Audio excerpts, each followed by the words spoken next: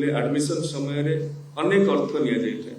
Admission fee मध्य गोटे रही थाए, कॉलेज डेवलपमेंट फी मध्य रही थाए, सेमिस्टर फी मध्य रही थाए, सेतिरे लाइब्रेरी ठू आरंभ करी लैबोरेटरी ठू आरंभ करी एपरिकी आई कार्ड पई मध्य, रेड क्रॉस पई मध्य, एनसीसी एनएसएस ये अनेक फीस गुडी रही थाए। ये सबू फीस को सरकार प्रदान करिवे कॉलेज को। तेणु कॉलेज माने बिल्कुल एथिरे कौनसी प्रकार से आर्थिक भाराक्रांत होइजिबे से माने योजना लागू होवा कारणरू एमिति न भाबिबा उचित। एवं उच्च शिक्षा विभाग रे प्रत्येक वर्ष कॉलेज माने केते पैसा छात्र छात्री ठारू नौछंती एडमिशन समय रे ऑनलाइन रे प्रदत्त करिथांती, पिला माने ताहाकू देखंती एवं सही अनुसार अप्लाई करिथांती। तेणु उच्च शिक्षा विभाग रे हमरो जदिओ विभिन्न कॉलेज रो फी स्ट्रक्चर अलग अलग अछि, कोटी 6000 अछि, कोटी 8000 अछि, कोटी 12000 पर्यंत 15000 पर्यंत अछि, किंतु जेहेतु एटा गोटे ट्रांसपेरेंट वे रे पोर्टल रे अवेलेबल अछि, तेणु हमकू ए अर्थ प्रदान करिबारे कोनोसी असुविधा हेबो नै। रीएडमिशन समय मध्ये गत वर्ष ठारू आमे योजना करिथिलु जे ए वर्ष रीएडमिशन साम्स माध्यम रे हेबो एवं ताहाकू आमे एनफोर्स करिबा कारणरू केजी टू पीजी पई मध्ये हमकू सहयोग सहायता साम्स तरफरू मिली परिबो। तेणु परीक्षा शुल्क एथिरु एग्जेम्प्ट होउछ। ए फोल्ड को परीक्षा शुल्क आमे आणुना। परीक्षा शुल्क एथिपाई आणुना गोटे गुरुत्व प्रदान करिबा पई परीक्षा, गोटे सीरियसनेस प्रदान करिबा पई परीक्षा। बहुत समय रे एमिति हुए जे पंजीकरण हो जाई थाए किंतु परीक्षा सेंटर रे एब्सेंस थाए, सेटा को जदि आमे पूरा फ्री करि दबा ताहले ता गुरुत्व कमी जियो बोली अनेक स्टेक होल्डर अंशीदार प्रिंसिपल माने छात्र छात्री अभिभावक मत देथिले। तेणु आमे एग्जामिनेशन फी जोटा कि वेरी मिनिमल आमे ताहाकू ए स्कीम रु बाद देइछु, केवल गुरुत्व आनिबा पई गोटे सीरियसनेस आनिबा पई। एवं विश्वविद्यालय गुडिकर निर्देश जहा थाए, विश्वविद्यालय गुडिक परीक्षा कंडक्ट करंती, तेणु विश्वविद्यालय गुडिकर निर्देश जाय थाए सेही अनुसार परीक्षा शुल्क छात्र छात्री मानक ठारू आदाय करा जिवो। एवं एहा बाद कौनसी शुल्क कॉलेज माने आदाय करि परिबे नाही, ए कथा को विगत दिन मानकरे आमे चिठी माध्यम रे जणैछु।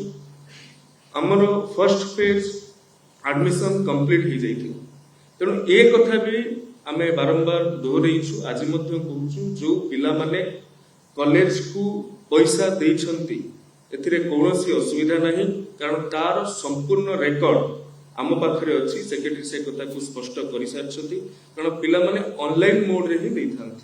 हायर एजुकेशन कथा मु कहूछि प्लस 3 ठारू चतुर्थ साम्स रे ही तांकर पेमेंट गेटवे रहिछि। साम्स पेमेंट गेटवे माध्यम रे से प्रदान करिथांती। जो माने भी प्रदान करिसंती तांकर पूरा डेटा डिजिटल डेटाबेस आम पाखरे अछि, आमे ताहाकू रिम्बर्स करै देबु, एथिरे कोनोसी संदेह नाही। नेक्स्ट, तेणु को माने एथिरे योग्य होउछथि जो माने साम्स द्वारा ही एडमिशन लाभ करिथिबे।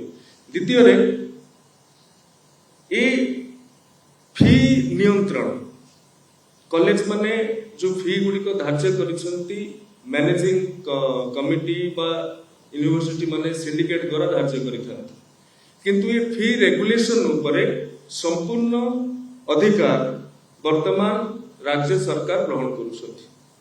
काहेकि केही चाहिले निजे निजे फीस बढ़ाई पारिबे नाही, जदि बढ़ाइबार आवश्यकता अछि ताहले आमे गोटे स्वतंत्र व्यवस्था सेतिपई तैयारी करूछु।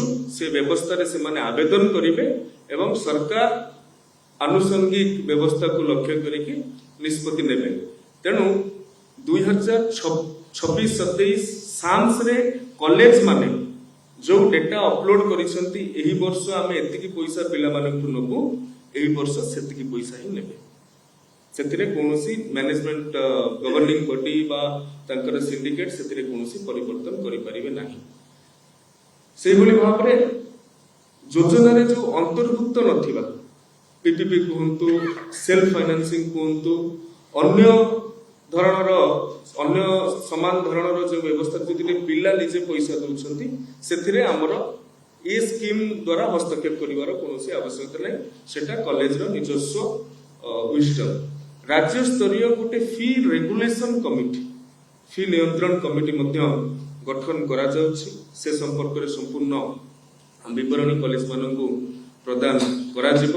ଯଦି ଯେଉଁ କଥା କହୁଥିଲି ଜରୁରୀ ପରିସ୍ଥିତିରେ ଆବଶ୍ୟକୀୟ ଶିକ୍ଷାନୁଷ୍ଠାନ ଫି ନିୟନ୍ତ୍ରଣ କମିଟିକୁ ସଂଶୋଧନ ପ୍ରସ୍ତାବ ଆବେଦନ କଲେ ଆମେ ସେଥିପାଇଁ ନିଷ୍ପତ୍ତି ନେଇପାରିବା।